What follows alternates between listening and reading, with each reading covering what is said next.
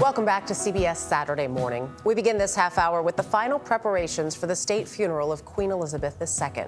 King Charles III will host President Biden along with 500 other heads of state and foreign dignitaries at Buckingham Palace tomorrow.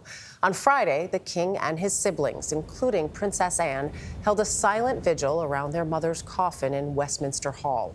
Today, the Queen's 8 grandchildren will do the same.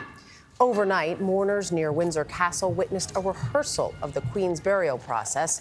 The funeral has been planned for decades, with details especially important to the Queen. Roxana Saberi has more from London. The last century has witnessed powerful moments of public grief, from the assassination of a president to the passing of an icon and the death of a princess. But on Monday in London, a nation and the world will say a final farewell to the woman who outlived them all at Queen Elizabeth's state funeral. How much rehearsing is going into it?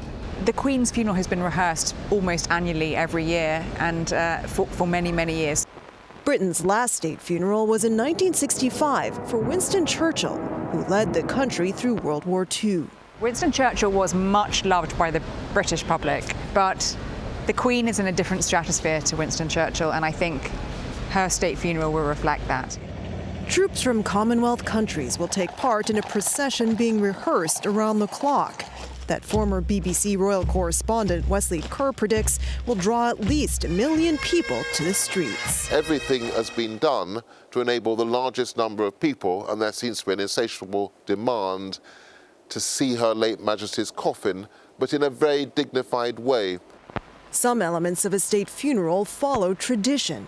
Members of the Royal Navy will tow the Queen's coffin on a gun carriage, a ritual that began in 1901 when horses pulling Queen Victoria's funeral carriage panicked and sailors stepped in.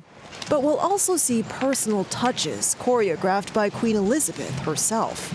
In this COVID-traumatized world, doctors and nurses will march on Monday, and the Queen's strong faith will resonate throughout. There'll be her favorite hymns, there'll be particular prayers. Come in.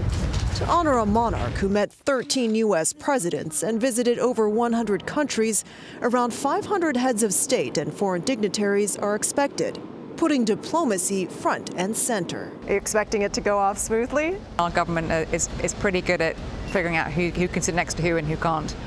Britain's security services have to figure out how to keep them safe. This is the biggest policing operation UK policing has ever undertaken. The weight of responsibility now rests with the Metropolitan Police Service. The day will start at Westminster Hall, but will end quietly in Windsor, at St. George's Chapel, where the Queen will be laid to rest with the man she could no longer live without. For CBS Saturday Morning, Roxana Saberi, London.